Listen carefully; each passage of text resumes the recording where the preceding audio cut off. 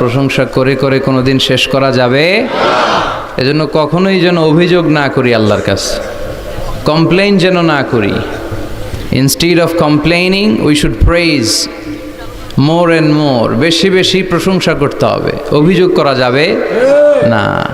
অনেকের অনেক দুঃখ, অভিযোগ, জাল্লা আমার এটা দিল না, ওইটা দিল না, আমার পাশে সে বড় হয়ে গেল, ও চাকরি পেয়ে গেল, ও ব্যবসায় উন্নতি করলো, ও ভিসা পাইলো, আমি পাইলাম না। আফসোস, ও আফসোস করতে করতে মরবে, ঠিক কি না? আর প্রশংসা যে করবে তাকে নেয়ামতের বাড়ি ধারা আরো বাড়িয়ে দিবে কে? এজন্য আফসোস করব না প্রশংসা করব, অভিযোগ করব না শুকরিয়া করব। আল্লাহ অনেক দিয়েছে, ঠিক কি না? আপনারা শেখ সাদি রাহিমাহুল্লাহর নাম শুনে থাকবেন। বালাগাল উলা বিকামালিহি কাশাফাদ দুজা বিজামালিহি, এই কবিতা লিখে উনি বিখ্যাত হয়েছিলেন। উনি পার্সিয়ান পয়েট, ইরানি একজন কবি। তো ওনার একবার আর্থিক সমস্যা যাচ্ছিল, দৈন্যতা যাচ্ছিল, টাকা পয়সা ছিল না, ফলে ওনার পায়ে দেওয়ার মতো জুতা ছিল না। তো খুব আফসোস করতেছে, হায় রে, আমি এত বড় কবি, আমার পায়ে দেওয়ার মতো জুতা নাই। আফসোস করে ঘর থেকে বের হলেন, দেখলেন এক ভিক্ষুক ভিক্ষা করছে, ওর পাই নাই। কি নাই? আর কবি সাহেবের কি নাই? ওনার জুতা নাই, এজন্য দুঃখ। বের হয়ে দেখে সাইল ভিক্ষুক, ওর পা নাই। এবার উনি সেজদায় পরে আল্লাহর ডেকে বলে, আল্লাহ শুকর আলহামদুলিল্লাহ, অনেক ভালো আছি। শুকর আলহামদুলিল্লাহ, বেশ ভালো আছি, অনেক সুখে আছি। এজন্য সুখ হচ্ছে আলহামদুলিল্লাহর ভিতরে। সুখ আছে কিসের ভিতরে?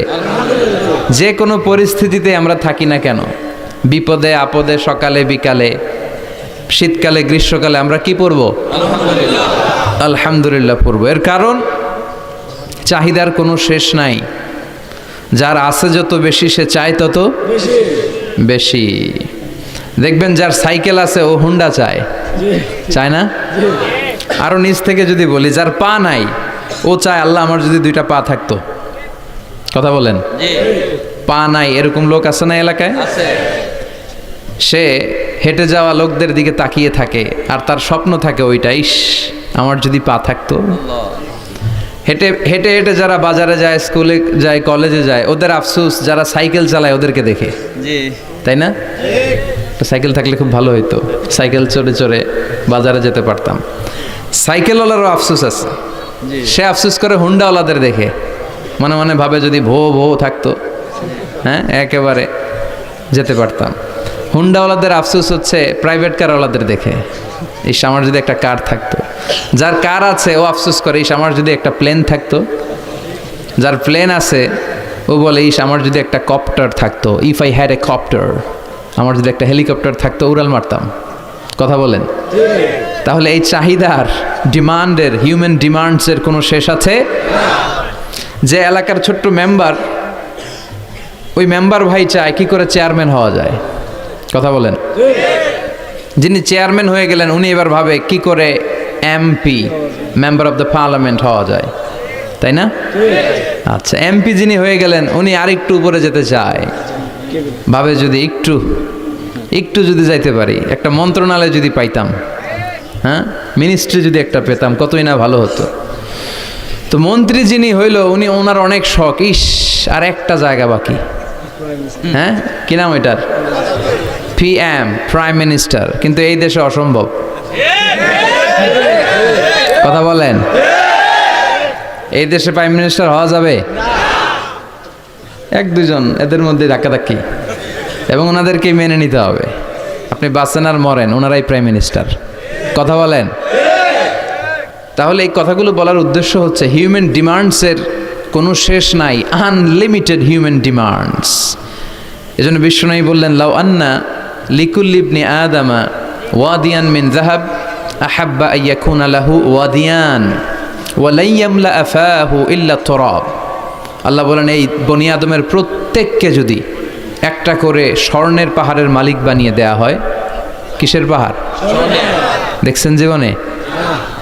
আচ্ছা, স্বর্ণের পাহাড়ের যদি মালিক বানিয়ে দেয়া হয়, আহাব্বা আইয়াকুনা লাহু ওয়াদিয়ান, একটা করে স্বর্ণের পাহাড়ের মালিক বানিয়ে দিলেও সে চাইবে কিভাবে আরো একটা স্বর্ণের পাহাড়ের মালিক হওয়া যায়। আচ্ছা, একটু বুঝে শুনে উত্তর করবেন। একটা স্বর্ণের পাহাড়ের মালিক যদি আমি হই, শুধু আমি কেন, আমার 14 পুরুষ এটারে বিক্রি করে খেলেও কি শেষ করতে পারবো? তো আমার আরেকটা লাগবে কেন? আরেকটা দিয়ে আমি কি করব? স্বভাব। বিষ্ণুই বললেন, সবশেষে হাদিসের শেষাংশে বললেন, ওয়ালাইয়ামলা আফাহু ইল্লা তুরাব, কবরের মাটি ছাড়া কোনো কিছুই মানুষের এই জিহ্বাটারে থামাতে পারবে না। চিৎকার করে বলেন ঠিক কি না? এজন্য যার আছে বেশি ও চায় বেশি, এই ডিমান্ডটারে একটু কমাতে হবে, আল্লাহর কাছে শুকরিয়া করতে হবে। অর্থের প্রয়োজন আছে, কিন্তু এটার হৃদয়ে স্থান দেয়া যাবে না। এটা হাতে আসবে আবার চলে যাবে, ঠিক কি না? হৃদয়ে স্থান থাকবে কার? যাদের হৃদয়ে আছে আল্লাহর ভয়, তারা কভু পথ ভুলে যায় না। আল্লাহর প্রেম ছাড়া এই দুনিয়ায় কারো কাছে কোনো কিছু চায় না, ঠিক কি না? মুমিনের হৃদয়ে দরদ ভালোবাসা থাকবে একজনের জন্য। চিল্লায় বলেন তো তিনি কে? এজন্য আমরা যেন শুকরিয়া করি, আমরা যেন অভিযোগ না করি। দেখেন, আমরা যদি জিজ্ঞেস করি, ভাই আপনি কি চান, কি লাগবে আপনার, কার কি লাগবে, একজন বলবে আমি এটা চাই, আমার এটা নাই, আমি ওইটা চাই, ওইটা চাই, কত কিছু লাগবে আমাদের। কিন্তু ঠিক এই মুহূর্তে যেই লোকটা হসপিটালের বেডে শুয়ে আছে, ক্যান্সারে আক্রান্ত, ক্যান্সার যার নেই কোনো অ্যান্সার, ওরে যদি জিজ্ঞেস করেন, ও বলবে আমার কিচ্ছু লাগবে না, আমি শুধু বাঁচতে চাই। ও কি চায়? আর আমরা অনেক কিছু চাই। এজন্য আমরা শুকরিয়া করব বেশি বেশি। শুকরিয়া করলে বাড়িয়ে দেয় কে? বিশ্বনবী দোয়া করতেন, আল্লাহুম্মা জাআলনি সাবুরা ওয়া জাআলনি শাকুরা ওয়া জাআলনি ফি আইনি সগীরা ওয়া ফি আয়ুনিন নাসি কাবীরা। আল্লাহ আপনি আমারে ধৈর্যশীল বানান, আপনি আমারে শুকরগুজার বান্দা বানান। আল্লাহ আমার চোখে আপনি আমারে ছোট বানান, গোটা বিশ্বের মানুষের চোখে আপনি আমারে বড় বানান। সবাই পড়ি আমিন। এজন্য সবসময় প্রশংসা করব কার? কম কম না বেশি বেশি? সবসময় শুকরিয়া করতে রাজি আছি তো? আল্লাহ সব সময় যেন আমরা তোমার শুকরিয়া করতে পারি, তুমি তৌফিক দাও। আরো জোরে পড়বো সবাই আমিন। আড়াইবাড়ি দরবার শরীফের পীরে কামেল আল্লামা মোহাম্মদ গোলাম হাক্কানি রাহিমাহুল্লাহ, আল্লাহ ওনার কবরটাকে তুমি নূর দিয়ে পরিপূর্ণ করো। আল্লামা মোহাম্মদ গোলাম হাক্কানি রাহিমাহুল্লাহ কমপ্লেক্সের শুভ উদ্বোধন ও তাফসিরুল কোরআনের প্রোগ্রাম। স্থান হচ্ছে মেটংঘর ভুইয়াবাড়ি প্রাঙ্গণ, থানা হচ্ছে বাঙ্গোরা বাজার, উপজেলা মুরাদনগর, জেলা কুমিল্লা। আপনারা শুনেছেন যে আমার দাদার বাড়ি এখানে মুরাদনগরে পরমতলাতে। আলহামদুলিল্লাহ, জীবনে এসেছিলাম কয়েকবার, খুব বেশি আসা হয় না। আমার জন্ম হয়েছে আবার ঢাকায়, ঢাকার ডেমরা থানায়। আমার জন্মের অনেক আগ থেকেই আব্বা আম্মা ওইখানে থাকে, ফলে আমি হয়ে গেছি ঢাকাইয়া। ঢাকাইয়াও হয়েছি, আবার কুমিল্লারও রয়ে গেছি, মানে কুমিল্লাতে আবার বিয়ে করছি। এই যে আমার নানা শ্বশুর, পেশাবজুর হচ্ছেন আমার নানা শ্বশুর। তো এই জন্য অনেকেই আমার পরিচয় নিয়ে খুব কনফিউশনে পড়ে, আসলে আমি কি কুমিল্লার না ঢাকার। আমি বলি দুইটারই, কুমিল্লাও আমার বাড়ি, ঢাকাও আমার বাড়ি। ঢাকা আমার জন্মস্থান, আর কুমিল্লা আমার দাদার বাড়ি। আজকের এই প্রোগ্রামের সভাপতি হচ্ছেন আল্লামা মোহাম্মদ গোলাম সরোয়ার সাঈদী পীর সাহেব আড়াইবাড়ি দরবার শরীফ ও অধ্যক্ষ আড়াইবাড়ি ইসলামিয়া সাঈদিয়া কামিল মাদ্রাসা। আমার মাথার তাজ, মুহতারামি ও মুকাররমি, আমার প্রিয় নানা ভাই চমৎকার কথা বলছিলেন, খুব গুছিয়ে কথা বলেন, অল্প কথা বলেন, বেশি বলেন না, কিন্তু যেখানে বলা দরকার ওইটাই বলেন, যা বলা দরকার তাই বলেন, ঠিক কিনা? পীর হতে হলে এমন পীর হওয়া দরকার। অনেক পীরের নাম আমরা জানি, কাউকে ছোট করে কটাক্ষ করে বলছি না। আপনি আমার নানা ভাইয়ের কথা শুনলে দেখবেন যে গতানুগতিক যে পিরালি, এই পিরালি উনি করে না। কোরআন সুন্নাহকে আধুনিকভাবে মানুষের কাছে পৌঁছে দিতে চায়, জোর করে কাউরে মুরিদ বানাতে চায় না। ওনার কাছে মুরিদ হতে আসলেও উনি বানাইতে চায় না, আগে অন টেস্ট করে, পরীক্ষায় রাখে যে আপনি এই বাজে অভ্যাসগুলো ছাড়তে পারবেন কিনা, এগুলো করতে পারবেন কিনা। এবং নানা ভাই মনে করে ওনার হাতে হাত রেখে কেউ বায়াত হওয়া মানে ওনার রেসপন্সিবিলিটি অনেক বেড়ে গেল। উনি এই রেসপন্সিবিলিটি থেকে মুক্তি চায়, উনি বানাতে চায় না। তো এইরকম পীর থাকার দরকার আছে না নাই, যিনি আল্লাহর ভয়ে সব সময় তটস্থ থাকে। আল্লাহ তুমি আমার নানা ভাইকে ইসলামের জন্য কবুল করো, কোরআনের জন্য কবুল করো, নেক হায়াত দারাজ করো। কোরআন সুন্নাহর কথাগুলো তিনি যেমনভাবে প্রকাশ করে যাচ্ছেন, আমরণ যেন আপসহীনভাবে কোরআন সুন্নাহর কথা প্রকাশ করতে পারে। আল্লাহ তুমি তৌফিক দাও। আল্লাহর কাছে কামনা করছি যে অল্প কিছু সময় আমরা কথা শুনবো, সরাসরি কোরআন থেকে শুনবো, পড়ি ইনশাআল্লাহ। কোরআন থেকে কথা শোনার সবচেয়ে বড় একটা ফজিলত হচ্ছে এই কথার মধ্যে কোনো গোজামিল নাই, কোনো ভুল নাই, কোনো সন্দেহ নাই। চিল্লায় বলেন ঠিক কিনা? এবং কেউ কি এই কোরআনের ব্যাপারে কোনো সন্দেহ, কোনো ভুল, কোনো ইনকনসিস্টেন্সি প্রমাণ দিতে পেরেছে? পারে নাই, পারবেও না।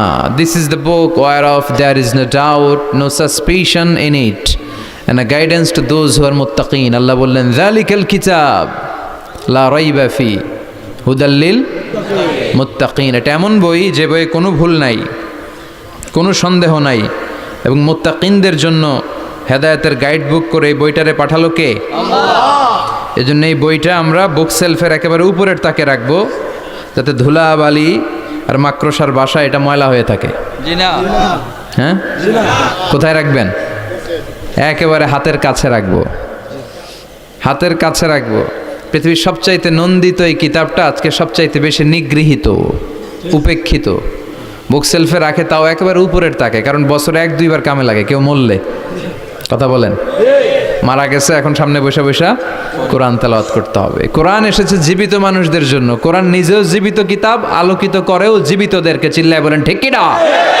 কিতাবুন হাই, জীবিত কিতাব, ওয়াকিং এনসাইক্লোপিডিয়া, চলমান বিশ্বকোষ। যাই জিজ্ঞেস করবেন তথ্যের সম্ভার, তথ্য উপাত্ত আর ইনফরমেশন এই কোরআনের ভেতরে আছে না নাই? মানব সমস্যার সব সমাধান আছে। এজন্য এই বইটাকে বলা হয় দ্য প্রবলেম সলভিং মেথোডোলজি। এই কোরআন আপনার সব প্রবলেমকে সলভ করে দেয়। It's not a problem creating methodology. এটা জীবনের কোথাও সমস্যা বাধায় না। কোরআন কোথাও সমস্যা লাগায়? কথা বলেন, জট লাগায় নাকি জট খুলে দেয়? আলহামদুলিল্লাহ পড়েন। এজন্য কোরআনের সাথে যেন আমরা সম্পর্ক বাড়াই। We should increase the attachment with the holy book Quran. যতই সম্পর্ক বাড়াবেন আপনার মর্যাদা বাড়াবে কে? আল্লাহ। সম্মানিত ভাইরা, খেয়াল করে বুঝবেন, সাইয়েদনা জিবরিল আলাইহিস সালাম এই কোরআন নিয়ে পৃথিবীতে এসেছিল, তাই তিনি হয়েছেন শ্রেষ্ঠতম ফেরেশতা। রমাদান আল মুবারকে আল্লাহ তাআলা এই কোরআনকে নাজিল করেছে, তাই রমাদান হয়েছে শ্রেষ্ঠতম মাস। বিশ্বনবীর উপর আল্লাহ তাআলা এই কোরআন নাজিল করেছেন, তাই তিনি হয়েছেন বিশ্বনবী। আমরাও যদি এই কোরআনের সাথে সম্পর্ক লাগাই, আমাদের মর্যাদাও এরকম আকাশচুম্বী করে দিবে কে? আল্লাহ। এজন্য কোরআনের সাথে অ্যাটাচমেন্ট বাড়ানোর দরকার আছে না নাই? প্রতিদিন যেন আমরা কোরআন তেলাওয়াত করি, প্রতিদিন যেন কোরআনের বঙ্গানুবাদ পড়ি। যা বলার সব বলা হয়েছে, নতুন করে আল্লাহ কিছু বলবে না। এজন্য কোরআন থেকে নূর নিয়ে যেন আমরা নিজেদেরকে আলোকিত করি। কোরআনের একটা নাম হচ্ছে নূর, একটা নাম কি? লিতুখরিজান নাস মিনাজ যুলুমাতি ইলান নূর। এই কোরআনকে আমি পাঠিয়েছি অন্ধকারাচ্ছন্ন মানুষগুলোকে আলোর পথে নিয়ে যাবার জন্য। কোরআন মানুষকে আলোকিত করে, কোরআন মানুষকে জাহালাত বা অন্ধকার শিক্ষা দেয় না। এজন্য আসুন কোরআনের সাথে সম্পর্ক বাড়াই এবং নিজেদেরকে আলোকিত করি। আর এই কোরআনের যেখান দিয়েই আমরা কথা শুনি না কেন, নাই লা তুহসা আজাইবুহু ওয়ালা তাবলা গরাইবুহু ফিহি মাসাবিহুল হুদা ওয়া মানারুল হিকমা। কোরআনের আশ্চর্যান্বিতার কোনো শেষ নাই, কোনো শেষ নাই। যতই পড়বেন ততই আশ্চর্য হবেন। সুবহানাল্লাহ পড়বেন না? ওয়ালা তাবলা গরাইবুহু, এটা কখনো পুরাতন হবে না, জীর্ণ শীর্ণ হবে না।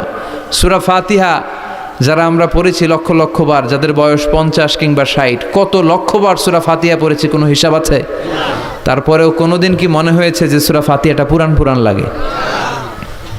60 বছর ধরে সূরা ফাতিহা দিয়ে শুরু করছি নামাজ, কালকে থেকে কুল হুয়াল্লাহ দিয়ে শুরু করবো, এরকম কেউ বলে? কোরআন পুরান লাগে? চির নতুন, এভারগ্রিন, সবুজ, চির সবুজ, চির নতুন। এটা কখনো পুরাতন হয় না। ফিহি মাসাবিহুল হুদা, কোরআনে আছে হেদায়েতের মশাল। ও মানারুল হিকমা, আর কোরআন হচ্ছে বিজ্ঞানের সুউচ্চ মিনার। সুবহানাল্লাহ। কোরআনের ভিতরে বিজ্ঞানের তথ্য উপাত্ত আছে না নাই? আছে। আপনি কোরআনে বর্ণিত cosmic symbols, natural phenomena, scientific ইন্ডিকেশনসগুলো যদি পড়েন আপনি অবাক হবেন, কপাল ঘষে ঘষে আল্লাহর সিজদা দিবেন, ঠিক কি না? এজন্য আসুন কোরআনের সাথে সম্পর্ক বাড়াই। প্রতিদিন কোরআন পড়ব, ধীরস্থিরভাবে পড়ব। ওয়ারাত্তিলিল কোরআনা তারতিলা। আনাস রাদিয়াল্লাহু তাআলা আনহুকে জিজ্ঞেস করা হলো, আনাস, আল্লাহ রাসূলের কাইফা কানা কিরাআতু রাসূলিল্লাহ, আল্লাহ রাসূলের কিরাত কেমন ছিল? তিনি বললেন, কানাত মাদ্দান, আল্লাহ রাসূল সাল্লাল্লাহু আলাইহি ওয়াসাল্লাম টেনে টেনে তেলাওয়াত করতেন। সুবহানাল্লাহ। টেনে টেনে তেলাওয়াত করতেন। এই যে একটু আগে তেলাওয়াত হচ্ছিল সূরাতুল মুলকের, কত সুন্দর টেনে টেনে সে পড়েছে। এইভাবে বিষ্ণু সাল্লাল্লাহু আলাইহি ওয়াসাল্লাম টেনে টেনে পড়তেন। উম্মে সালামা রাদিয়াল্লাহু তাআলা আনহাকে জিজ্ঞেস করা হলো, কাইফা কানাত কিরাআতু রাসূলিল্লাহ ইয়া উম্মুনা, ইয়া উম্মানা, আমাদের মাতা, আমাদের প্রিয় নবীর তেলাওয়াত কেমন ছিল? উম্মে সালামা বললেন, কানা রাসূলুল্লাহ ইউকাত্তিউ বাইনা কিরাআতিহি আয়াতান আয়া, আল্লাহ রাসূল সাল্লাল্লাহু আলাইহি ওয়াসাল্লাম এক আয়াত করে থেমে থেমে কোরআন তেলাওয়াত করতেন। পড়েন সুবহানাল্লাহ। এক আয়াত পড়তেন, থামতেন, আবার আরেক আয়াত শুরু করতেন, আবার আরেকটা আয়াত পড়তেন, আবার থামতেন, আরেক আয়াত শুরু করতেন। প্রতিটা অক্ষর, প্রতিটা উচ্চারণ কেটে কেটে দেখা যেত, বোঝা যেত। চিল্লায় পড়েন আল্লাহু আকবার। আর আমাদের তেলাওয়াতের কি অবস্থা? তারাবির নামাজের কি অবস্থা? আমাদের ম্যাটন ঘরের কি অবস্থা? জাপানের বুলেট ট্রেন ফেল, ঠিক কিনা? কোন দিক দিয়ে আযাবের আয়াত যায়, কোন দিক দিয়ে জান্নাতের আয়াত যায়, কোন দিক দিয়ে সূরা ইয়াসিন গেল, কোন দিক দিয়ে আর রহমান গেল, কোথায় সূরা ইউসুফ গেল, কেউই টের পায় না। রুব্বা কারিলিল কুরআন ওয়াল কুরআনু ইয়ালআনহু, কোরআনের অনেক কারি আছে, তেলাওয়াতকারী আছে, আবৃত্তিকারী আছে, যাদেরকে কোরআন রহমত, মার্সি এন্ড ব্লেসিংস না দিয়ে গজব দেয়, লানত দেয়। আল্লাহ ওই ধরনের তেলাওয়াত থেকে তুমি আমাদের বাঁচাও।